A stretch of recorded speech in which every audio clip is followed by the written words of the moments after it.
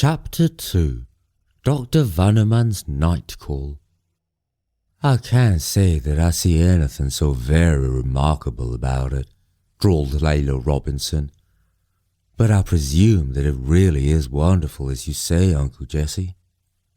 Well then, and I suppose you can't see any queerness in the colour of this here, nor in the stuff it's made of. That surely ain't metal nor glass nor porcelain nor any ordinary kind of stone. Nor in this here writing on the top, nor... Layla, I wish to gracious you'd sit down while I'm talking. You've saw all the things in this room 1,000 times if once. Sit, can't you? The young woman had been wandering up and down her uncle's study, inspecting the pictures, taking a book from a shelf and replacing it, or laying an appreciative finger on the crackled glazing of an old vase, a bit of real Satsuma. Now, her slate-grey eyes more bored than usual, she strayed languidly back to the table. There was a box set on it, an oblong bluish-green box, about 12 inches long by half as many wide, highly polished but severely simple of workmanship. Its sole decoration was a single short line of characters belonging to some foreign language, which had apparently been incised across the top with an engraver's tool and the lines filled in with scarlet enamel. The old man, whose fingernails slowly followed these characters, as if by doing so he might trace their meaning, was as perfect in his way as their draftsmanship. He was a perfect specimen, that is, of the hawk or predaceous type in the genus Homo.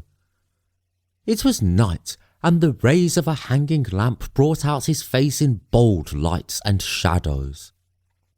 The curved beak of a nose, thin-bridged and cruel, thrust out between bristling white brows. Could his face have been turned inside out, the lips might have become visible. Normally they were not, having been compressed and sucked inward till the mouth was a straight line that opened as an oblong aperture. Steel blue eyes, unspectacled and keen as a hawk's, dwelt with a curiously hungry avidity on the box and its inscription. His nails were horny yellow claws. His thin shoulders leaned with a suggestion of hunched wing shoulders. Altogether, Mr. J.J. Robinson did well as a hawk, but as an old man he was not quite pretty. His lack of pulchritude, however, was not bothering Layla. Like the things in his study, she had seen him 1,000 times if once, and to her he was only Uncle Jesse, her guardian since babyhood. It would be wonderful to use as a jewel casket, she observed in her silky, drawling voice. The old hawk shook his head impatiently. Didn't I tell you it can't be opened? There's no catch for hinges. Nothing but this fine little hairline crack around the middle of the sides to show it's a box at all. If it wasn't for this here red writing on the cover, you couldn't even tell which is top and which is bottom. I tried to get it open this afternoon, and the cussed penknife slipped and made a scratch. That's funny. Why, I'd have took oath. Say, Layla, cast your eye round the edge of this here. See any marks or scratches?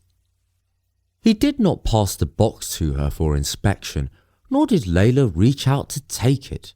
She knew too well how he hated anyone but himself to touch the treasures of his collecting fever, particularly while they were still newly in his possession. As he slowly turned the box around, however, held edgewise under the lamp, she looked it over as requested. "There are no scratches," she announced at length. Well then, but I'd have swore the knife blade made a scratch 1 inch long where she slipped. Are my eyes going back on me at last? Wait a jiffy, he ordered.